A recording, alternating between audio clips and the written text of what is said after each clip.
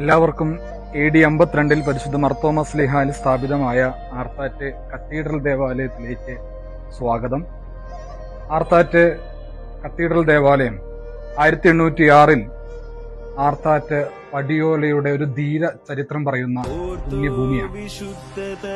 പൂനംകുരിശ് സത്യം പോർച്ചുഗീസുകാർക്കും റോമൻ മേധാവിത്വത്തിനും എതിരെയുള്ള വലിയ പ്രഖ്യാപനമായിരുന്നെങ്കിൽ ആർത്താറ്റ് പടിയോല എല്ലാ വിദേശികൾക്കുമുള്ള വിദേശാധിപത്യങ്ങൾക്കുമെതിരെയുമുള്ള ഒരു വലിയ ദൃഢപ്രതിജ്ഞയാണ്. 1806 ചെമ്പ് തകിടിൽ വട്ടെഴുത്തിൽ എഴുതിയുണ്ടാക്കിയ ആർത്താറ്റ് പടിയോല, അതിന്റെ വിശുദ്ധമായ ഭാഗം ആർത്താറ്റ് പള്ളിയുടെ വരാന്തയിലുള്ള ചുമരിൽ നിങ്ങൾക്ക് വ്യക്തമായിട്ട് കാണാവുന്നതാണ്.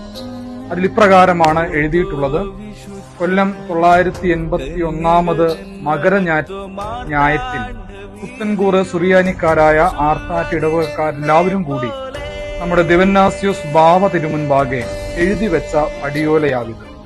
നമ്മുടെ ജനങ്ങളിൽ ചിലർ പരദേശക്കാരുടെ ഇടത്തൂട്ട് ഉപദേശം കേൾക്കയാൽ റോമ വിശ്വാസത്തിലേക്ക് തിരിഞ്ഞുപോയി വഴക്കു പിടിച്ച് പള്ളിയും പറമ്പും പകുത്ത് നറുക്കിട്ട് എടുപ്പാൻ ഇടവന്ന അബദ്ധം കണ്ട് വളരെ വ്യാകുലത്തിന് ഇടവന്നതിനാൽ മേലാൽ അങ്ങനെ വരാതിരിക്കാൻ വേണ്ടി റോമായിൽ നിന്നോ ബാബേലിൽ നിന്നോ അന്ത്യോക്യയിൽ നിന്നോ മറ്റു വല്ല പരദേശത്തു നിന്നോ വരുന്ന യാതൊരു മെത്രാന്മാരുടെയും ഉപദേശവും നടപ്പുകളും ഒരു നാളും കേട്ടുവഴങ്ങി നടക്കാതെ നമ്മുടെ മർത്തോമാ ശ്ലീഹായുടെ പൂർവിക വിശ്വാസവും ചട്ടങ്ങളും അനുസരിച്ച് നടന്നുകൊള്ളുമാറും സമ്മതിച്ച് തമ്പുരാനെ പെറ്റ അമ്മയുടെ ആർത്താറ്റ് പള്ളി നടയിൽ വെച്ച് എഴുതിയ വികാരി എന്ന് പറഞ്ഞ് പ്രമുഖരായ കുടുംബത്തിലെ കാർന്നവന്മാരെല്ലാവരും കൂടി ഒപ്പുവെച്ച് എഴുതിയുണ്ടാക്കിയ പടിയോലയാണ് ആർത്താറ്റ് പടിയോല.